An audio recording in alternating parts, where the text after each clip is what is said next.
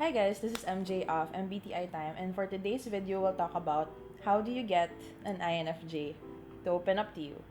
I'll try to make this a real quick video, at least shorter than what I usually do, because I'll try to go all through the 16 types. So, first things first, I think a huge disclaimer for all types actually is to really try to figure out first if you're dealing with an INFJ. There are a lot of mistyped INFJs out there. And when I talk about INFJs, I'm talking about people who possess NI, FE, TI, and SE. So once you have verified that they're an INFJ, then, you know, these tips might help you then in trying to get them to open up.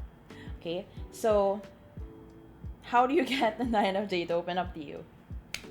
Unfortunately, you can't. That is the short and simple answer. You can't trick or manipulate an INFJ into open up to you because that's just not how it works. An INFJ will be able to um, notice if you're trying to bullshit them into opening up about something. So if you have any ulterior motives, trying to get or fish for information, that's not something that you should be doing to begin with. But even more so with an INFJ because they will just know. You'll be able to see your micro expressions and just this essentially if you are trying to lie to get your way into the truth, then it's not going to work. You cannot manipulate or trick an INFJ in that way. So how do you get to organically have an INFJ open up to you? So the first thing is really understanding that INFJs are big on time. And what I mean by this is that they're very particular about whether or not testing if you're someone worth allowing to enter into their life. So there's some kind of like box, you have friends, acquaintances, and just work people they've met. And depending on which box that you fall under or you get to enter or penetrate, then that's when you'll see how you can kind of climb up into their heart or something. So this is coming from someone who's best friends with INFJ. Weirdly enough, I have a lot of NIFE friends. So, or INFJ friends. And so this is coming from having studied the types. So in theory, and also having known many of them growing up. Okay? So, I guess that's one thing that we always have to keep in mind. You can't get them to open up to you. Especially considering or having considered if they have been traumatized, if they have been betrayed somewhere at some point. And so it's important that you be patient. I think that's one big thing. It requires patience to be friends with an INFJ. Sometimes, some people are fortunate enough to kind of just easily somehow penetrate through that wall. But you will go through some heaps and bounds, as in, like, you'll have to go through a series of unintentional tests to for them to kind of really see if you're worth trusting or worth letting into their lives. So that's one thing. Okay, so I guess some of the key tips that I can provide is number one, when you have an opportunity to converse or connect with an INFJ, you have to learn how to listen without judgment. And you ought to be mindful of your facial expressions, your tone, your body language. Because again, coming from what I said earlier, INFJs rarely open up. Actually, they're very, very, very, very private people. So when they do open up to you about something, do not flinch. Do not give them a look, or do not give off a vibe where you're somewhat sort of judging them.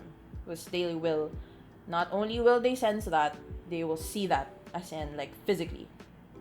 So it's important that you're mindful about how you come across when you're talking to them or when you're listening to them. So, because otherwise, that will potentially be the last time they'll open up to you.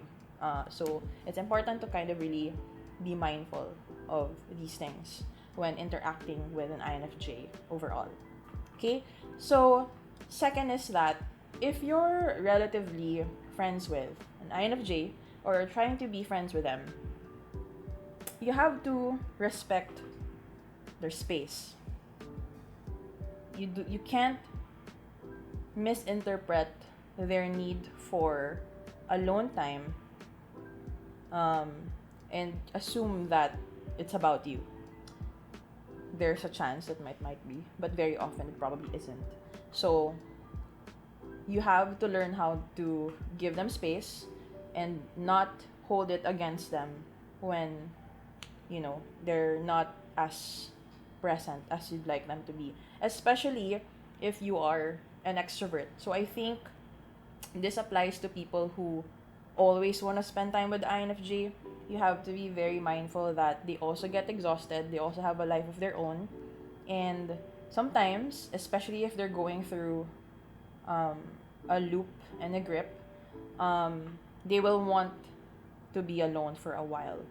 But of course, and communication is still important. So you can give them a heads up that you're there if you need them, or especially if they've been gone for too long. Maybe that's a little alarming, of course.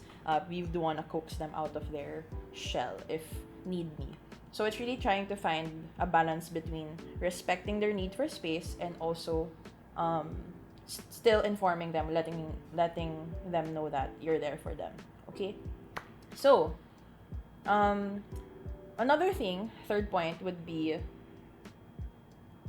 how do you get them to open up? You can start off also with talking about topics that they're passionate about or are interested in. So I think that's one good entry point to connect with an INFJ that will eventually, hopefully, lead you to the path of victory.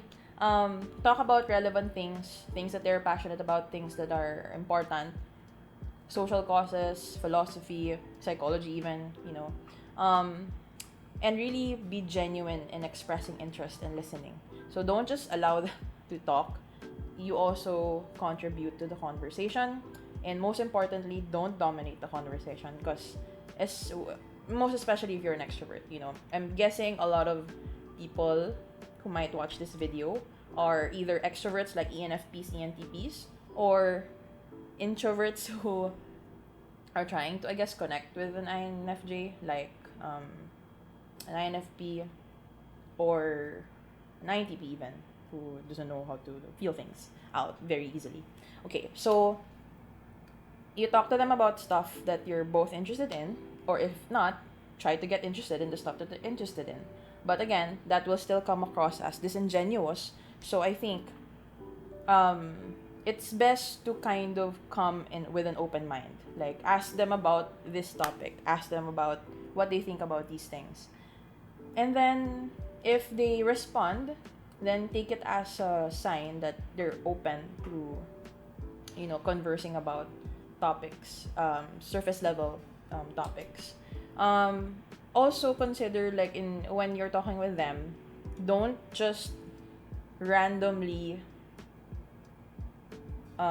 like interrupt them or change the topic, if especially if you're talking about something serious. So I guess, of course, the only exception is that if you're like super super super close with an INFJ, then if you have that dynamic already, then that's fine.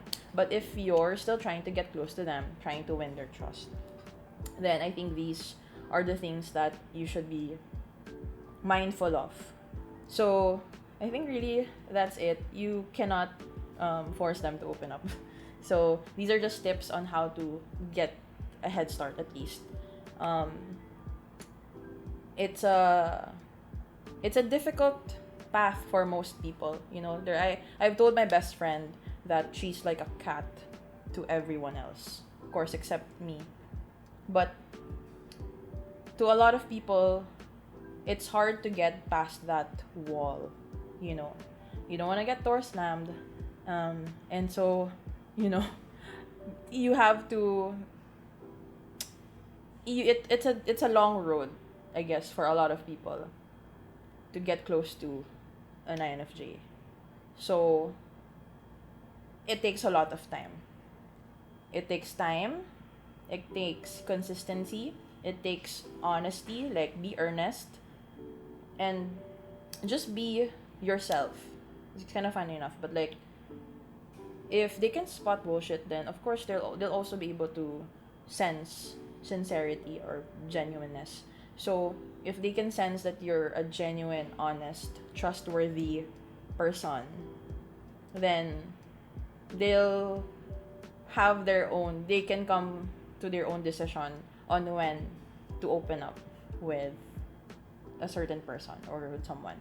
So yeah, there's a series of tests that you'll probably undergo, and these tests, maybe I'll make a video about it, but you know, essentially just be mindful because they're always passively observing. You know, they notice things, and in a way you have to,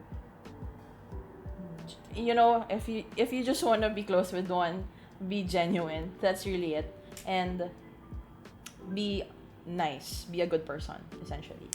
Be a good person, be somewhat relatively you know, intellectual, or have some level of substance, and allow them to talk, ask questions that actually make sense, of course, that are thought-provoking questions. So yeah, I think that's it. uh don't forget to like and subscribe, if you want, and if you have any other comments, INFJs, non-INFJs, leave them down below in the comment section, and follow me on my Instagram at mbti time and at typeify.me. So I offer in-depth type assessments, and if you're interested, I'll show the clip somewhere here after this video. And so yeah, I hope that you learned something today. Okay, bye. Follow me on my socials at MBTI Time on Instagram, Facebook, and Twitter. And if you're not sure if you're an INFP, INFJ, ENFP, INTJ, or any other type, book a typing session with me by visiting www.mbtitime.com. Links in the descriptions down below.